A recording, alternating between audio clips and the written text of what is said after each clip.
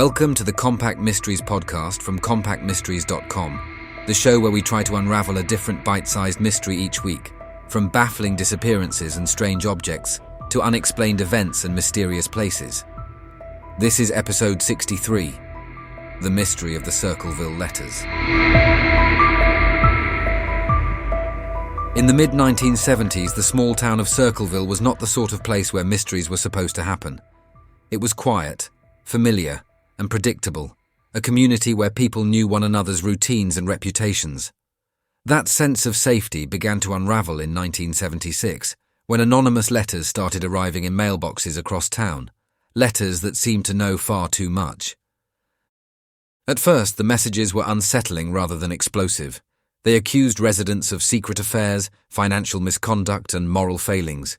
Names were named, addresses were correct, details were disturbingly precise. The letters were written in block capitals, unsigned and often poorly spelt, as if the writer were deliberately obscuring their identity.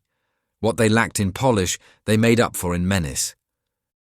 Recipients were shocked by how personal the accusations were. These were not vague insults or random threats. They referenced private conversations, hidden relationships, and workplace gossip that few people should have known. Some letters were mailed not just to individuals, but to their spouses, employers, and even school administrators. The intent was clear. The writer did not simply want to inform, they wanted to humiliate. As weeks turned into months, the volume of letters increased. They were no longer limited to a handful of targets. Teachers, local officials, and ordinary residents all found themselves under scrutiny. Some letters warned recipients to stop certain behaviors immediately. Others promised consequences if they did not. Fear spread quietly, fueled by the realization that the author was likely someone local, someone who blended in perfectly. What made the situation especially disturbing was the writer's confidence. The letters showed no hesitation, no uncertainty.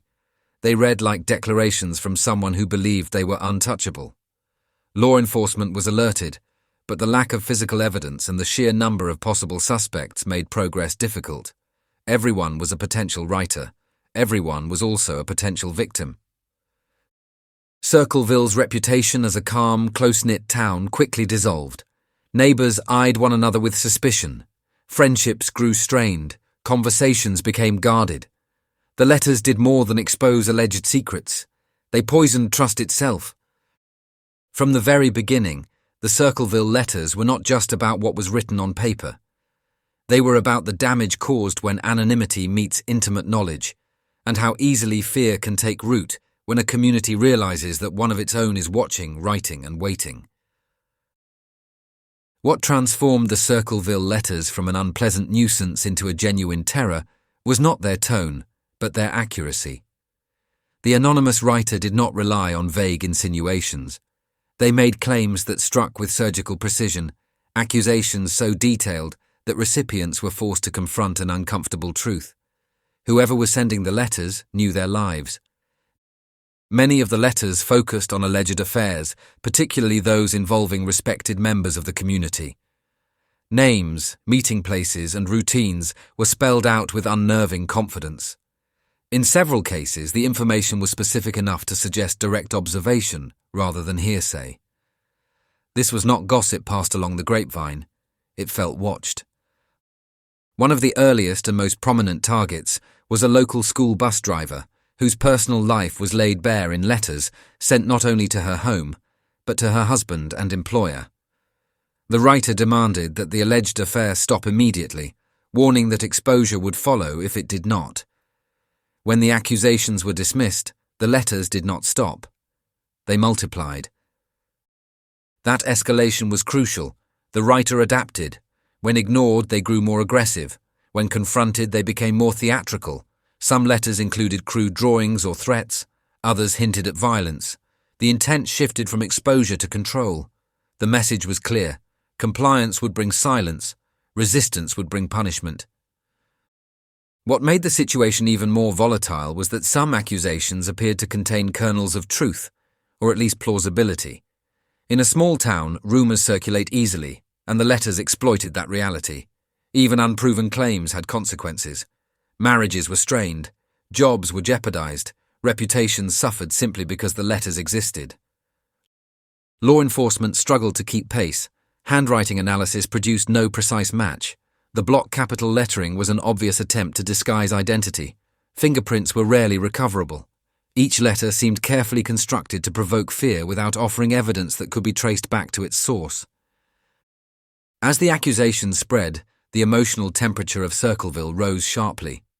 Residents began to wonder not just who the writer was, but how much they knew. Conversations became cautious. People questioned who might be watching, listening, or quietly feeding information to the letter writer. By this stage, the mystery had moved beyond anonymous harassment. The Circleville Letters had become a weapon, wielded with intimate knowledge and chilling confidence. And whoever was holding it showed no intention of stopping.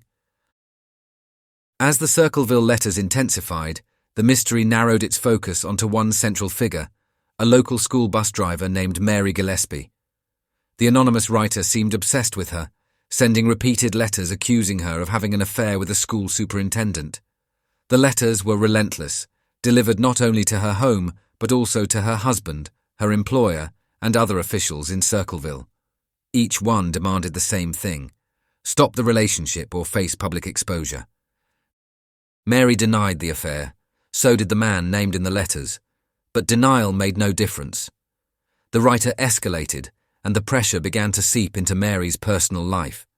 Her marriage grew strained, her job came under scrutiny. The accusations, whether true or not, were doing precisely what they were designed to do. Then the situation took a darker turn. In 1977, Mary's husband, Ron Gillespie, received a phone call late at night. According to Ron, the caller was the letter writer, taunting him about the alleged affair. Furious and determined to confront whoever was behind the harassment, Ron grabbed his gun and left the house. Not long afterwards, he was found dead in his truck, killed by a single gunshot wound. Authorities ruled the death a suicide. Almost immediately, doubts surfaced. Ron was right-handed, yet the gun was found in a position that suggested otherwise. There was no suicide note. Friends and family insisted he had been planning to expose the letter writer, not end his life. For many in Circleville, the ruling felt rushed and unsatisfying. The letters did not stop. Soon after, Mary began receiving messages that referenced Ron's death in chilling detail. The tone was no longer just accusatory, it was mocking, as if the writer were daring her to challenge them again. Suspicion eventually fell on Mary's brother-in-law, Paul Freshour. He was arrested and charged not with writing the letters, but with attempted murder after a booby trap rigged to Mary's mailbox was discovered. The device was designed to fire a gun when the mailbox was opened. Paul denied involvement, but he was convicted and sentenced to prison. However, the letters continued. Some were addressed directly to Paul in prison, taunting him for a crime he insisted he did not commit. Others appeared to confirm that the real writer was still free. By this point, the mystery had taken a grim shape. One man was dead, another was imprisoned, and the letters, the supposed heart of the case, showed no sign of stopping. Far from solving the mystery, the death and the conviction only deepened it. By the late 1970s, fear in Circleville had hardened into something more corrosive. The Circleville Letters were no longer just paper threats. They had begun to bleed into the physical world, and that shift changed everything. The most chilling escalation came with the discovery of a booby trap attached to a mailbox. Hidden inside was a loaded firearm, rigged to discharge when the mailbox door was opened. It was not symbolic intimidation. It was a device designed to kill. Investigators dismantled it before anyone was hurt, but the message was unmistakable. The writer was willing to move beyond words. The discovery confirmed what many residents already feared. The letter writer was not just malicious, but dangerous. Whoever they were, they possessed technical knowledge, patience, and a willingness to escalate. That realization sent a shockwave through the town. Mailboxes were approached cautiously. Some residents stopped opening mail altogether. Others asked neighbors to check first, just in case. Threats intensified alongside the fear. Letters now referenced violence openly, promising retaliation against those who contacted police or spoke publicly. Some letters suggested that the writer was watching homes, tracking routines, and waiting for the right moment to act. Whether these claims were true mattered less than how they felt. The sense of being observed was enough. Law enforcement increased patrols and surveillance, but the anonymity of the writer remained intact. Tips poured in, often accusing neighbours, co-workers, or estranged relatives. The investigation widened, but clarity shrank. In a town this small, suspicion was contagious. Long-standing relationships fractured under the weight of paranoia. What made the situation unbearable was the randomness. No one could be sure they were safe simply because they had done nothing wrong. The letters did not follow a clear moral code. Targets shifted. Innocence offered no protection. Anyone could be next. Even though there was now someone serving a prison sentence for the mailbox trap, the atmosphere did not ease. The letters kept coming. If anything, they became more brazen, as though daring authorities to stop them. The implication was chilling. Either the wrong person had been caught, or the writer had accomplices, or the entire town was being toyed with. By this stage, Circleville was no longer just the setting of the mystery. It was part of it. The letters had reshaped daily life, replacing trust with suspicion and routine with fear. And with every new envelope that appeared, the question grew sharper. Who was still out there, and how far were they prepared to go? As the Circleville Letters saga dragged on, the investigation narrowed rather than clarified. Officially, suspicion settled on one man, Paul Freshour, Mary Gillespie's brother-in-law.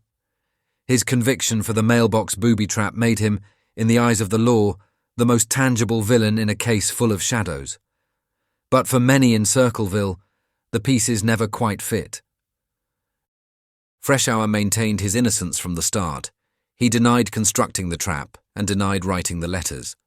What made his protestations harder to dismiss was the fact that he continued to receive letters in prison, mocking him for being behind bars and implying that the real author was still free. For skeptics, this was the most troubling detail of all. Either Freshour was orchestrating an elaborate campaign from inside prison, or the wrong man had been convicted. Supporters of Freshour pointed to practical problems with the case. The handwriting never matched him conclusively. The letters showed an intimate knowledge of town gossip and personal routines that did not obviously align with his movements. And while the booby trap was undeniably real, linking it definitively to him relied on circumstantial evidence rather than a clear forensic trail. Alternative suspects emerged quietly and persistently. Some residents believed the writer had to be someone deeply embedded in the community, someone with access to information that flowed through schools, churches, and local government. Others suggested the possibility of multiple writers, or at least one person feeding information to another. The sheer volume and longevity of the letters made a lone culprit seem increasingly unlikely. Then there was the tone.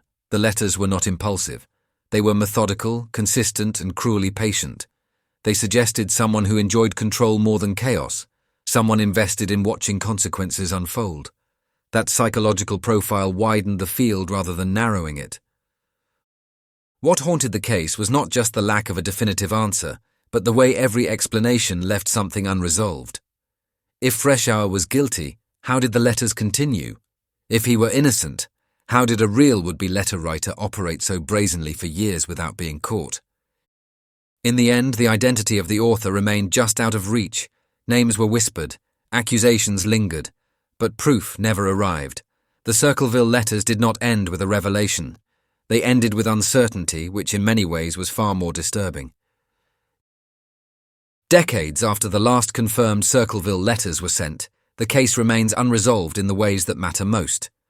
An arrest was made, a conviction was secured, files were closed, and yet the central question, who was really behind the letters, still hangs over Circleville like an unanswered dare. Officially, the story ends with Paul Freshour in prison, but for many observers, that ending feels incomplete. The continued arrival of letters after his incarceration is difficult to explain away. While it is possible that someone helped him or that some letters were misattributed, the persistence of the harassment undermines confidence in the official narrative. It suggests either a remarkable level of coordination or a fundamental mistake. Another reason the case refuses closure is its reliance on circumstantial evidence. There was no confession, no definitive handwriting match, no forensic link tying a single person to the bulk of the letters.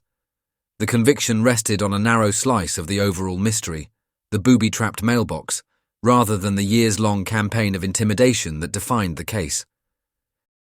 There is also the human factor. Small-town dynamics complicate investigations in ways that rarely appear in case files. Long-standing relationships, grudges, and loyalties blur the line between witness and suspect. Information circulates informally, making it difficult to determine what knowledge is secret and what is simply assumed. In Circleville, familiarity itself became camouflage. Perhaps most unsettling is how neatly the letter writer exploited that environment. The anonymity of the mail allowed them to control narratives without ever revealing themselves. They shaped behavior, destroyed trust, and altered lives, all without stepping into the light. In that sense, the letters achieved their purpose, regardless of who wrote them. The Circleville Letters endure as a reminder that not all mysteries yield to investigation. Some are defined by absence, by what cannot be proven rather than what can. For the Compact Mysteries listener, the unease lies not in the crimes themselves, but in the possibility that the truth was always closer than anyone realized. Someone in Circleville knew, someone may still know, and that knowledge, unspoken and unconfirmed, is what keeps the mystery alive. That brings us to the end of this episode of Compact Mysteries, part of the Compact Histories Network. If you enjoyed it, please follow or subscribe wherever you're listening so you don't miss any future episodes, and consider leaving a rating or review, as it really helps new listeners find the show. You can find more episodes at compactmysteries.com, where you can also explore our other podcasts covering biographies, history, disasters, warfare, and true crime. You can also follow us on Facebook, Instagram, and Pinterest. Finally, please consider supporting the show directly by buying us a coffee. Head on over to compacthistories.com/mysteriescoffee to see how. Thanks for listening, and I'll see you next time.